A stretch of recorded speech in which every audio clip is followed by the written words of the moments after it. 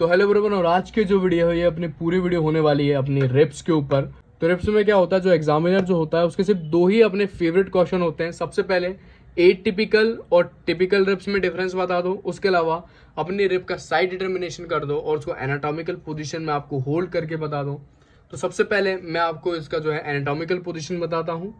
तो आपको जो अपनी टिपिकल रिप जो होती है, अब टिपिकल रिप क्या होता है मैं आपको बताऊं। अपनी 3 से लेकर 9 तक जितनी भी रिप होती है ना, उन सारी रिप का जो स्ट्रक्चर जो रहता है ना वो बिल्कुल सिमिलर होता है। इसलिए अपन 3 से लेकर 9th रिप को अपन बोलते हैं टिपिकल रिप।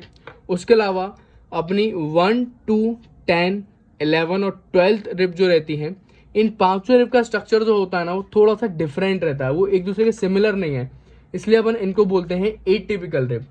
तो सबसे पहले ये जो टिपिकल रिप जो होती है मैं आपको उसको बताता हूँ किस तरीके से आपको एनाटॉमिकल पोजीशन में होल्ड करना है। वैसे टिपिकल और एटिपिकल दोनों का एक ही तरीका है एनाटॉमिकल पोजीशन में होल्ड करने का।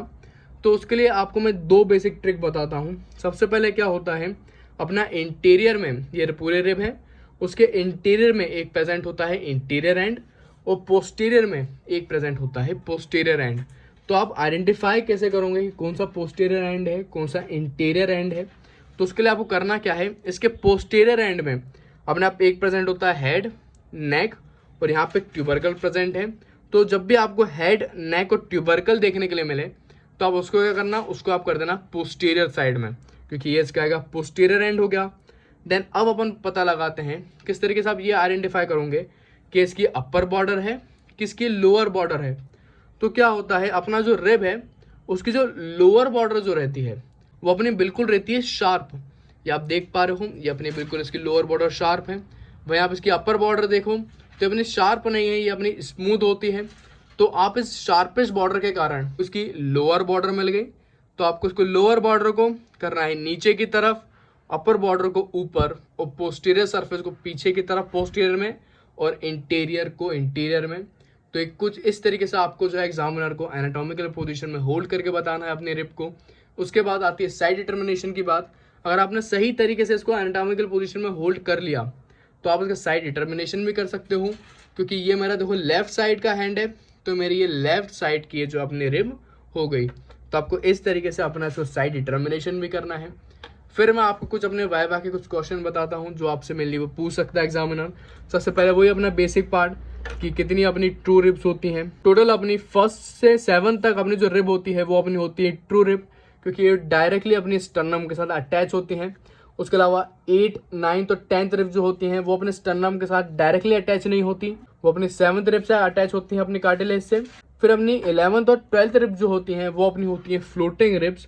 और ये जो फ्लोटिंग रिब्स हैं वो अपना डायरेक्टली और इनडायरेक्टली किसी भी तरीके से वो जो है स्टर्नम से अटैच नहीं होती, इसलिए अब वन इसको बोलते हैं फ्लोटिंग रिब्स। उसके बाद बात आ जाती है टिपिकल और एटिपिकल रिब के बारे में। तो इसके बारे में आपको पहले ही बता चुका हूँ कि अपने 3 से लेकर 9 तक अपने सारे रिब होती हैं टिपिकल।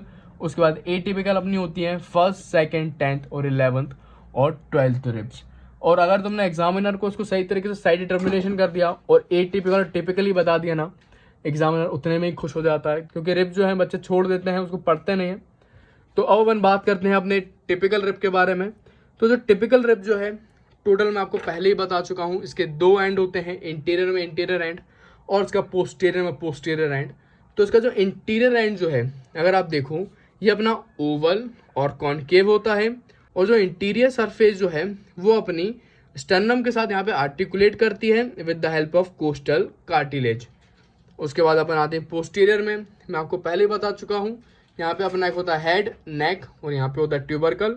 और उसका जो हेड वाला जो पार्ट रहता है, मैं आपको ये वाले रिब उठाता हूँ, यहाँ पे आपको अच्छी तरीके से दिखाई दे रहा होगा। ये जो इसका हेड वाला जो पार्ट होता है वहाँ पे आपको टोटल 2 फैसेट दिखाई देते हैं, एक अपर साइड में अपर फैसेट, लोअर साइड में लोअर फैसेट। अब ये फैसेट क्या करते हैं, मेनली ये जो है ना अपना वर्टिब्रा के साथ आर्टिकुलेशन में मदद करते हैं। फिर यहाँ पे एक अपना होता है नेक और फिर अपना प्रेजेंट होता है ट्यूबरकल। यहाँ पे ट्यूबरकल की भी 2 सरफेस हैं, एक मीडियल सरफेस और एक लेटरल सरफेस। और लेटरल सरफेस जो है वो नॉन आर्टिकुलर है, कोई भी अपना आर्टिकुलेशन नहीं बनाता। वहीं से जो मीडियल सरफेस जो है वो अपनी ट्रांसफर्स प्रोसेस के साथ अपना आर्टिकुलेशन बनाता है। तो ये जो है ये मेरी थोरेसिक वर्टिब्रा है। तो मैं आपको अब इस रिब को इसमें अटैच करके बताता हूँ। तो इसकी जो स्पाइन प्रोसेस है वहाँ पे आपको एक ट्रांसवर्स फैसेट देखने को मिलेगा, और उसकी बॉडी में एक होता है सुपीरियर आर्टिकुलर फैसेट और नीचे की तरफ एक अपना होता है इन्फीरियर कोस्टल फैसेट। तो यहाँ पे अपन का जो ट्यूबरकल जो है उसका मीडियल सरफेस इसकी ट्रांसवर्स प्रोसेस के साथ अटैच होगा कुछ इस तरीके से, और इसकी अपर एंड लोअर फैसेट इसकी बॉडी में अटैच होते हैं कुछ इस तरीके से। तो अपना पोस्टीरियर में रिब जो है वो अपनी वर्टिब्रा से इस तरीके से अटैच होता है और इंटीरियर में अटैच होता है स्टर्नम से। अब अपन बात करते हैं इसके शाफ्ट के बारे में। तो टोटल इसके शाफ्ट में दो सरफेस होती हैं, इसकी एक आउटर सरफेस और एक इसकी इनर सरफेस। इसकी आउटर सरफेस जो है वो अपनी डाउनवर्ड और लेटरली होती है। वहीं अपन बात करें इसके इनर सरफेस पे, तो इसकी इनर सरफेस आपको दिख रहा होगा टोटल अपनी स्मूथ होती है, और इसके इन्फीरियर में इसके पोस्टीरियर और इन्फीरियर में यहाँ पे आपको एक ग्रूव दिखाई देता है, उसे अपन बोलते हैं कोस्टल ग्रूव। और इस कोस्टल ग्रूव में अपने पोस्टीरियर इंटरकोस्टल वेसल और इंटरकोस्टल नर्व प्रेजेंट होती हैं। ये भी अपने एग्जामिनर का फेवरेट क्वेश्चन है, वो आपसे पूछ सकता है कि कोस्टल ग्रूव में अपना क्या प्रेजेंट होता है। फिर अपन बात करते हैं इसकी बॉर्डर पे। तो मैं इसकी बॉर्डर के बारे में आपको पहले ही बता चुका हूँ कि इसकी अपर बॉर्डर बिल्कुल स्मूथ होती है एंड इसकी लोअर बॉर्डर अपनी शार्पेस्ट होती है। फिर मैं आपको क्या करता हूँ, रिब के एंगल्स के बारे में बताता हूँ। तो टोटल अगर आप देखो अपना ये जो ट्यूबरकल जो है उसके 5 सेंटीमीटर लेटरल में आपको यहाँ पे पूरा एक एंगल दिखाई दे रहा होगा, इसको अपन बोलते हैं एंगल ऑफ रिब। और जो एंगल ऑफ रिब जो है वहाँ से अपना जो शाफ्ट जो है वो कर्व होना शुरू हो जाता है कुछ इस तरीके से।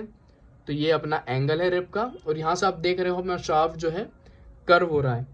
फिर अपन आते हैं अपनी 8 टिपिकल रिब के बारे में। और 8 टिपिकल रिब के बारे में आपको बताऊं, आपको सिर्फ आइडेंटिफाई करना ही इनको आना चाहिए। तो सबसे पहले मेरे पास वो सारी 8 टिपिकल रिब है नहीं, तो साइड में आपको मैं पिक दिखाता जाऊंगा। तो सबसे पहले फर्स्ट रिब जो होती है ना, ये बिल्कुल फ्लैट होती है, आपको पिक्चर में भी दिखाई दे रहा होगा, आप उसको बड़े आराम से आइडेंटिफाई कर पाओगे। जैसे कि अपन यहाँ पे टिपिकल रिब देखा, टिपिकल रिब फ्लैट नहीं होती, इसकी एक अपर बॉर्डर और लोअर बॉर्डर होती है, और उसकी एक आउटर सरफेस और इनर सरफेस होती है। आप बगल साइड में आप पिक में दिख पा रहा होगा आपको, ये जो फर्स्ट स्ट्रिप जो है वो अपनी सी फ्लैट होती है, इसकी एक सुपीरियर और एक इन्फीरियर सरफेस ही होती है। तो आप बड़े आराम से अपनी फर्स्ट स्ट्रिप के बारे में पता लगा सकते हो। और फर्स्ट स्ट्रिप जो है वो अपनी शॉर्टेस्ट है, और वहाँ पे अपन को कोई भी कोस्टल ग्रूव देखने को नहीं मिलेगा। जैसे कि अपन को टिपिकल रिब में कोस्टल ग्रूव देखने को मिलता है ना पोस्टीरियर साइड में, आपको यहाँ पे फर्स्ट रिब में वो भी देखने को नहीं मिलेगा। फिर अपन आते हैं अपने सेकेंड रिब के बारे में।